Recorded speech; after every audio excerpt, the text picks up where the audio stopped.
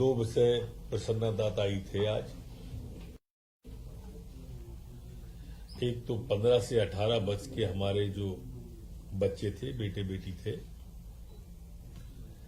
उनका वैक्सीन में हिंदुस्तान में मध्य प्रदेश अग्रणी राज्यों में आया है और इसके लिए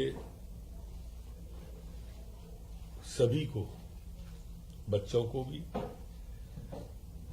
पैरामेडिकल स्टाफ, डॉक्टर, नर्स, हमारे अधिकारीगण, मंत्रिमंडल के साथीगणों को मुख्यमंत्री जी ने बधाई दी और मुख्यमंत्री जी को सभी मंत्रिमंडल ने बधाई दी। दूसरा जो महत्वपूर्ण विषय था वो हमारा मध्य प्रदेश जो रैंकिंग आई है उन राज्यों में बेरोजगारी में हमारे यहां सबसे कम है। रोजगार के अवसर हमारे यहां सर्वाधिक उपलब्ध हुए, जबकि कोरोना काल था। इस कोरोना काल में भी हर क्षेत्र में रोजगार की अवसर, देश की जो रैंकिंग आई उसमें मध्य प्रदेश अव्वल रहा। उसका कारण कि हमने अधोसंरचना के क्षेत्र में 40% से ज्यादा राशि खर्च की, जिससे हमारी अर्थव्यवस्था गतिमान हुई। चाहे वो एमएसएमई का क्षेत्र हो, चाहे उद्योग में क्षेत्र हो। लगातार मुख्यमंत्री जी स्वयं भी बैंकों से बात कर रहे हैं और अब 12 तारीख को माननीय मुख्यमंत्री जी समेत सभी मंत्रीगण अपने अपने स्वयं के जिले अथवा प्रभार के जिले में रोजगार मेला जैसा लगाएंगे, जिनमें हम उनको लोन स्वीकृति जैसे पत्र, रोजगार के लिए उपलब्ध होने वाले संसाधनों के प्रमाण पत्र बांटेंगे और एक साथ प्रदेश में 3 लाख लोगों को रोजगार देने की दिशा में हम आगे बढ़ेंगे।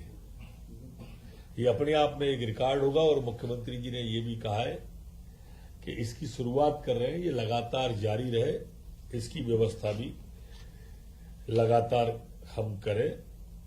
मुख्यमंत्री उद्यम क्रांति योजना भी इस तरह से मध्य प्रदेश के अंदर प्रारंभ होने जा रही है। मध्य प्रदेश में जो हमारा आनंद विभाग था, उस आध्यात्म विभाग था, उसे धार्मिक न्यास और धर्मस्थ न्यास में आज परिवर्तित किया गया है। आज कैबिनेट के अंदर जो महत्वपूर्ण निर्णय अन्य हुए उसमें strengthening teaching learning and results for status STARS जो इस कार्यक्रम का नाम है, उसकी क्रियान्वयन की सैद्धांतिक स्वीकृति आज मध्य प्रदेश में कैबिनेट ने दी है। मध्य प्रदेश अब उन प्रमुख 6 राज्यों में शामिल हो गया इसके बाद में, जिनके अंदर यह योजना लागू की जा रही है। एक अच्छी बात ये हुई है, जो दूरदृष्टि, जो विजनरी सोच मुख्यमंत्री शिवराज सिंह जी चौहान का है, उसमें अब आगे की सोच, बिजली की खपत लगातार बढ़ रही है तो पावर प्लांट भी नए लगे। इसको आधार बनाकर आज Madhya Pradesh power generating company की जो चचाई इकाई है, वहां पर 660 मेगावाट, 1 गुणा 660 मेगावाट वो आज नए लगाने की अनुमति दी है। आप सबको ये विदित होगा कि नया प्लांट जब लगता है तो 2-3 साल का समय उसमें लग जाता है, इसलिए एडवांस सोच लेकर दूरदृष्टि के साथ में किया है। इसी तरह से संचालन, नगर और ग्राम निवेश के विभागीय सेटअप में भी संशोधन किया है। अभी तक इस ग्राम निवेश के कार्यालयों के विस्तार पुनर्गठन में 941 पद, जिसमें नियमित 693, संविदा 201, आउटसोर्स में 47 और 150 प्रतिनियुक्ति के थे, उसको अब नए सेटअप में करने का तय किया है। उसमें 13 करोड़ 45 लाख की स्वीकृति भी प्रदान की है। आज विधि विभाग में द्वारा भी ब्रजेंद्र सिंह भदौरिया और अभय सक्सेना को 1-1 वर्ष की समुदाय नियुक्ति बढ़ाने का भी तय किया है। आज मध्य प्रदेश के अंदर धान, गेहूं, छोटे अनाज के उपार्जन और खाद्य विभाग के लेकर इसमें जो विषय था कि हमारे यहाँ पर अभी केंद्र सरकार हमारे उपार्जन को उठाती है, हमें बैंक से लोन लेना पड़ता है, अन्य जो दिक्कतें आती थी उसको ध्यान में रखते हुए अब हमने मुख्यमंत्री कृषक फसल उपार्जन सहायता योजना लागू की है और इसमें राशि का प्रावधान कर दिया है। कभी कभी विलंब हो जाता था केंद्र के उठाने में या अन्य कार्यक्रमों में बैंक में, तो अब राज्य सरकार ने राशि का प्रावधान मुख्यमंत्री कृषक उपार्जन सहायता योजना लागू करने का उन्होंने तय किया है।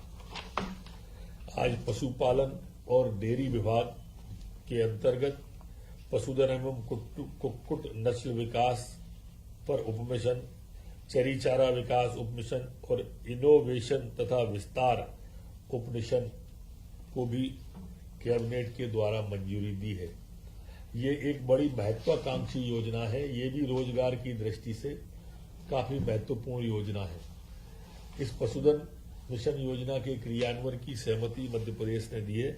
इसमें हमारे बकरा, बकरी, भेड़, कुक्कुट, गाय, बैल, भैंस, इन योजनाओं को, चारा योजनाओं को, इसमें सब में रोजगार के अवसर सीधे किसानों को फसल के अलावा भी देने का राज्य सरकार ने तय किया है। चिकित्सा महाविद्यालय भोपाल, इंदौर और रीवा, ये भी बहुत महत्वपूर्ण निर्णय है। DBFOT PPP मॉडल पर इन कैंसर मरीजों के इलाज के लिए आज मध्य प्रदेश की कैबिनेट के द्वारा सहमति दी है। इस योजना में अब कैंसर मरीजों का सुगम उपचार हो पाएगा और काफी कम रेट पर ये PPP मॉडल पर उन्हें ये सुविधा मुहैया कराई जाएगी। आज 3 अलग अलग निर्णय थे।